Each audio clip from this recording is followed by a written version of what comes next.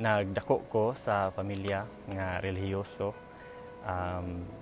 Side sa kong mama, side sa kong papa, puro relihiyoso gyud tanan. So nagsubay jud ko sa mga pamaagi o mga balaod sa amo ang relihiyon. Third year high school. So good na ko inom, try anang mga sigarilyo.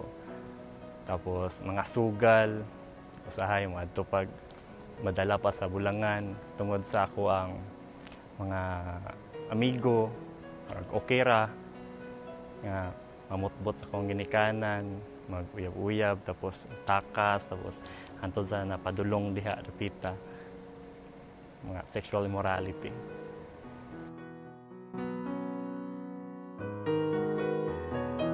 Sa tanan akong gibuhat sa akong kinabuhi, na may ubang bad things nga akong gibuhat niya, okay raman ko.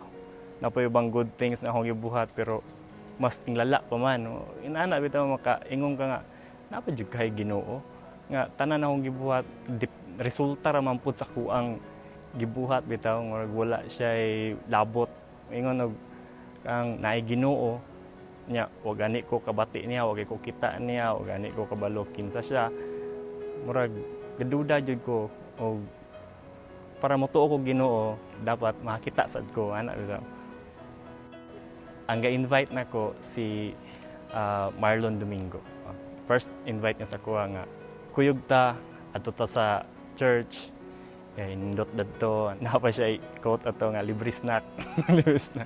Then nangita ko pamaagi ato nga dili ko maka adto sa yaa para lang gyud makalikay sa worship, makalikay nga makaanhi sa simbahan. Ato pagka fourth time gi-invite mi niya sa kuang uyab.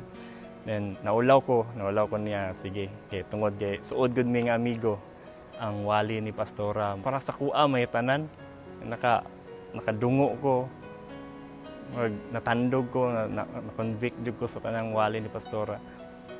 And then ang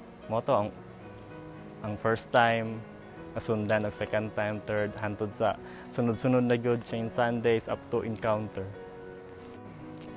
During sa encounter gina siya katong sa Encounter of the Cross nga first night, and then na-feel gina ko ang iyahang presensya.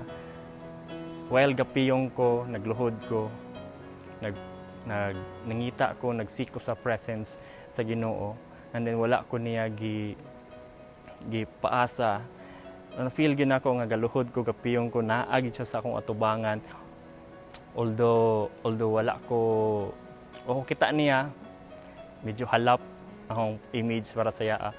Pero kana ang puwersa bitaw, ang aura bitaw niya nga dili ka kahangad, dili ka kabuhat og lain buhaton nimo, kundi to cry out lang yun. Tapos makikstorya sa yaa. Moto ang pinaka first time nako nga na feel good nako sa niya, tinuod jud siya, naagid siya.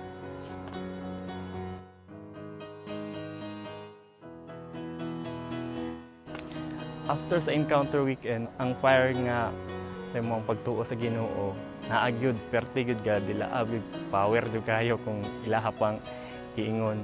Nga dili bitaw nimo mapugngan, nga mo share gyud ka sa uban, mulihok gyud ka, istorya ko sa kuang share ko sa kuang mga friends, share ko sa kuang family.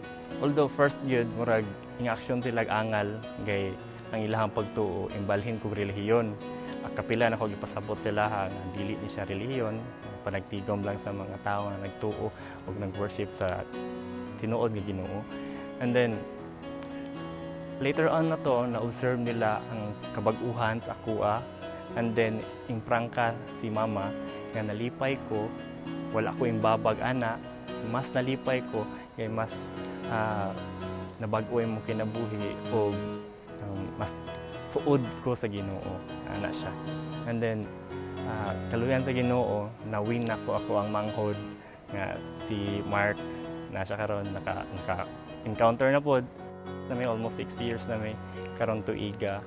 Then nag-live-in na lagi. Tapos dili ko ingon nga proud ana gay wala pa lagi nakasal, pero soon magminyo karon tuiga. by September. Ing try ko og laylo sa ko ang mga friends nga worldly og ing tapo ko sa cell.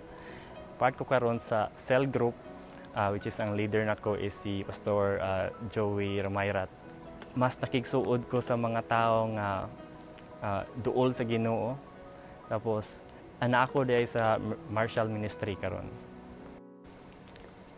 Slowly my faith become stronger, my wisdom increases day by day. Ang lisod kaayo buhaton nga devotional sa una karon halos di gid gani kalakaw og dili gid ka devo.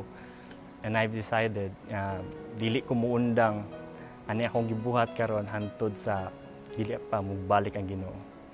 Jeremiah 29:11 for I know the plans for you, declares the Lord. Plans to prosper you and not to harm you. Plans to give you hope and a good future.